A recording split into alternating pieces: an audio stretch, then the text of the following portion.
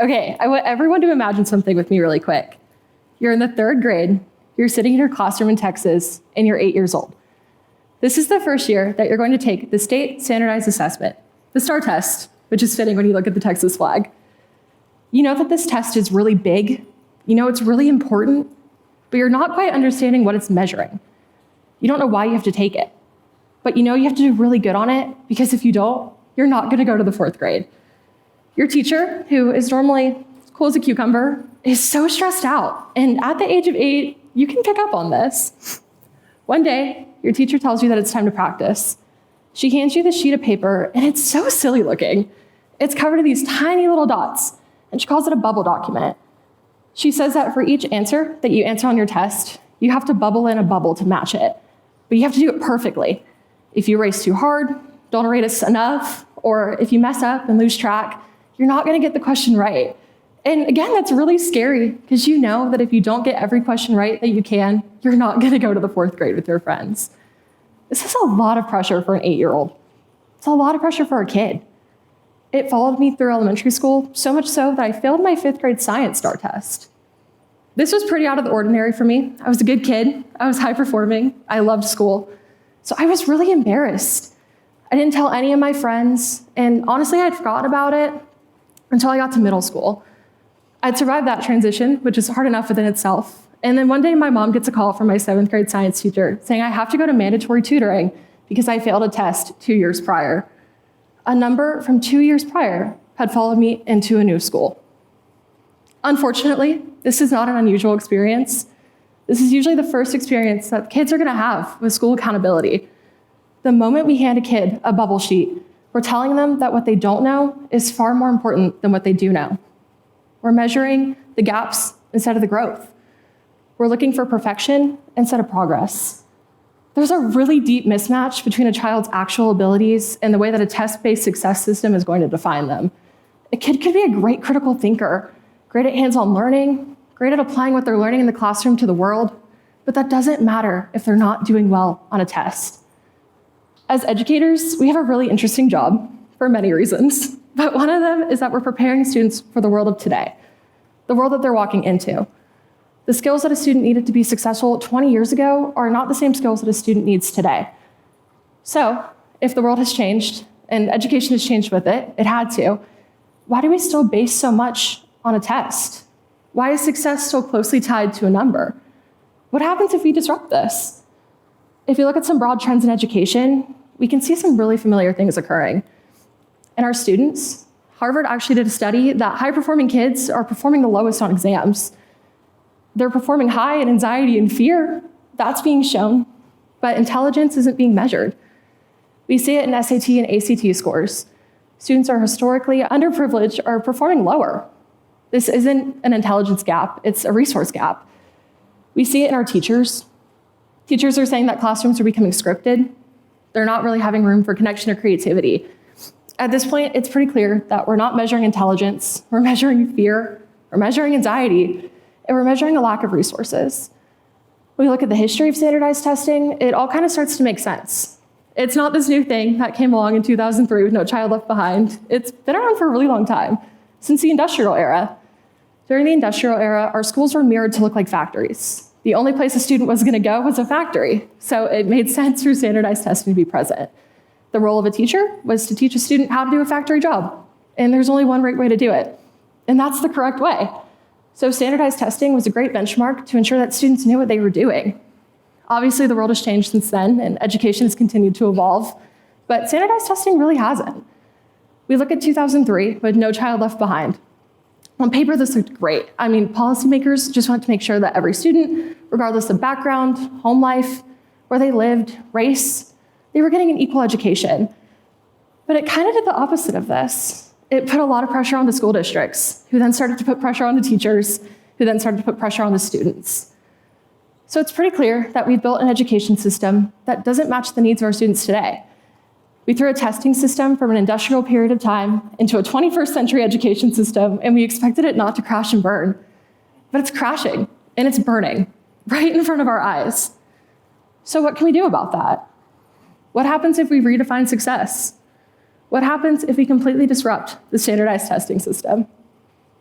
To answer these questions, it first helps to look at what the system is doing to our students and our teachers. Like I previously mentioned, it's really narrowing curriculum. When teachers are focused primarily on reading and math, we're losing a lot of time for other subjects that are so important. We don't have as much time for social studies or music or art because teachers are focused primarily on teaching to a test. And the classroom loses a lot of space for curiosity and connection. It's scripted. We see it very, very clearly within our students. They're scared, they're burnt out, and we see it in our resource gap. Our resource gap is growing. SAT scores and ACT scores are historically lower in those underprivileged areas. We can see this. It's noticeable. We can see that students are starting to identify as a test number instead of as a person. When students are taught that a test is their success base, the second that they don't score as high as they think they're going to, they feel defeated.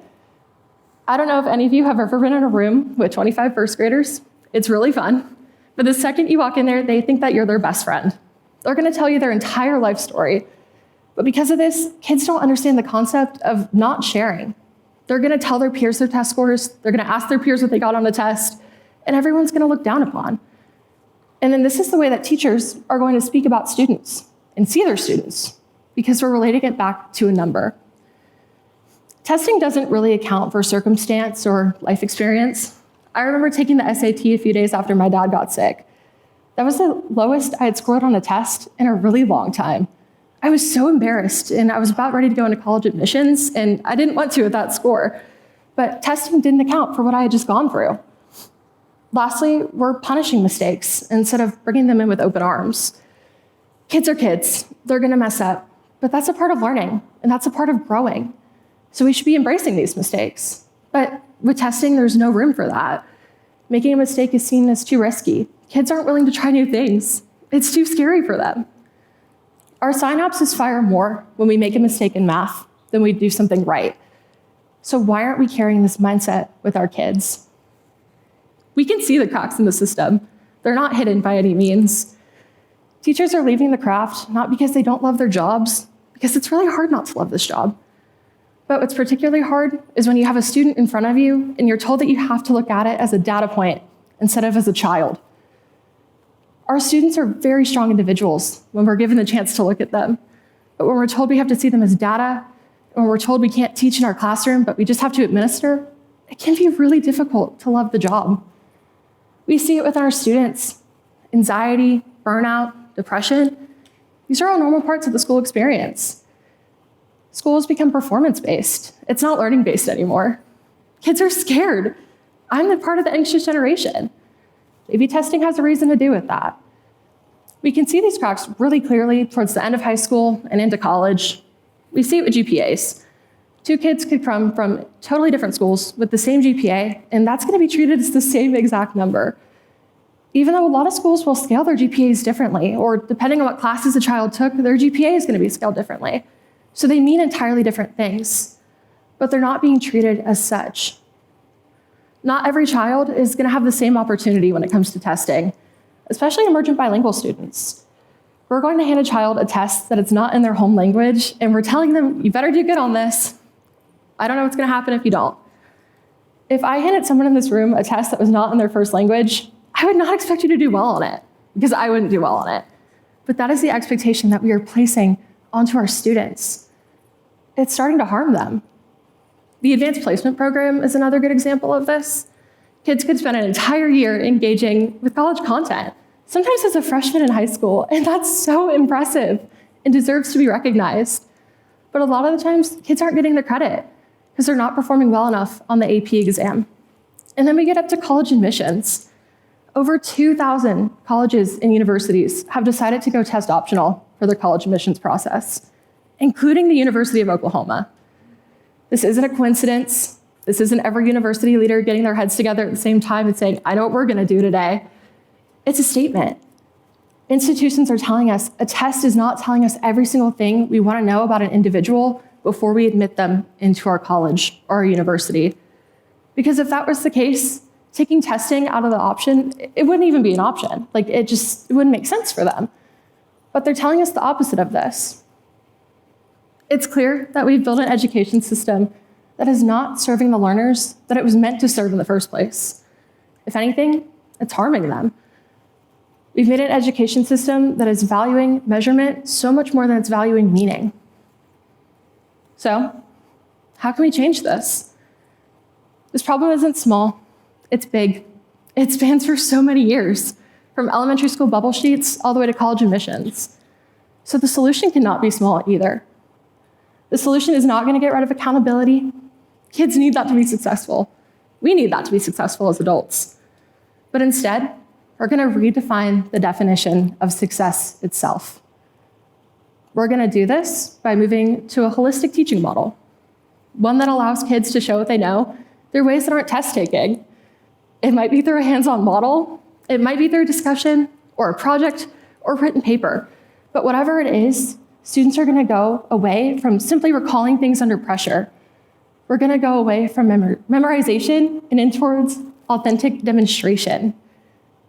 We're going to go away from sorting students, and we're going to go towards truly supporting them and seeing them as the individuals that they are. Because I believe at the heart of education, there's one very important question. Who are we, as educators, to say what a student should know at a given time? We're teachers. It's in our job title. We're meant to teach them. And that is such an incredible opportunity when we do it in its fullness. When we're able to see a student for who they are, and not just for data. Learning is not linear. It's personal. Someone in this room is going to sit and hear all these incredible speeches today and come out with an entirely different main idea than somebody else. And that's okay, because how incredible is that? But with that being said, success should not be standardized. But that's exactly what we've been doing. We've been standardizing and putting a definition on success. By now, I think it's pretty clear that this entire conversation isn't just over standardized testing. It's over what we choose to notice. When we rely on numbers, we miss out on a lot. We miss out on the big moments. We're not able to watch our students be creative or grow or develop new ideas on their own.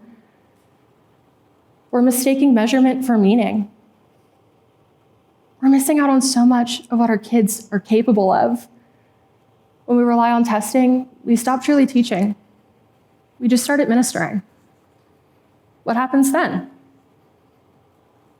I know for me, in my future classroom, my kids are going to be able to show their success in a way that allows them to be comfortable. They're going to grow, and they're going to learn, and they're going to be challenged.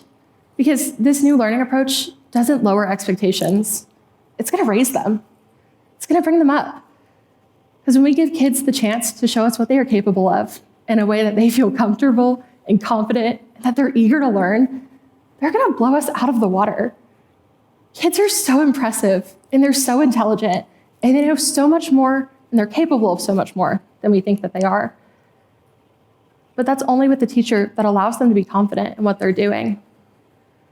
That's with the teacher that sees them and knows them and tells them, you are so much more than a number before a test ever hits their desk. Because yes, testing is going to happen, but it's about a mindset change. So what happens when we redefine success? And when we redefine the standardized testing system and we disrupt it? We're going to see so much growth in our students. Because I want to say again, that learning is not linear. It's personal. My students are going to sit in my classroom someday, hear the same exact lesson, probably ask a million questions about it, and then come out hearing completely different things. And that's fine. I'm going to embrace that. I'm going to embrace the mistakes, the creativity, the hands-on models, whatever my kids want to show me, however they're comfortable. They're going to be challenged. Expectations are going to be raised, but they're not going to be anxious, and they're not going to be scared anymore. And how powerful is that? Every innovation, every invention, every solution to a problem worth solving started in a classroom. It started with the teacher looking at a student and saying, "You've got this. I believe in you. You're going to do really good." But with this being said, we need a system that allows teachers to truly teach, not just teach to a test or administer. A system that allows teachers to see their kids and see their students on a personal level. Because when students are truly seen and they're truly known, and they know this, they start to see themselves differently too. So, with all of this being said, maybe the question we should be asking isn't, what did you score on that test, or how hard was it? It's, what did you learn today in that lesson? What did you discover? What caused you to be passionate? Because as teachers, we get to build passionate learners. And how incredible is that? Who are you becoming? Who do you want to become? And how can I help you get there? Because if someone asked 8-year-old me these questions, instead of handing me a bubble sheet and telling me that everything I did was based on this one test and that I wasn't successful unless I scored well, then my story would have looked a lot different. And the stories of so many other students would look different too. Thank you.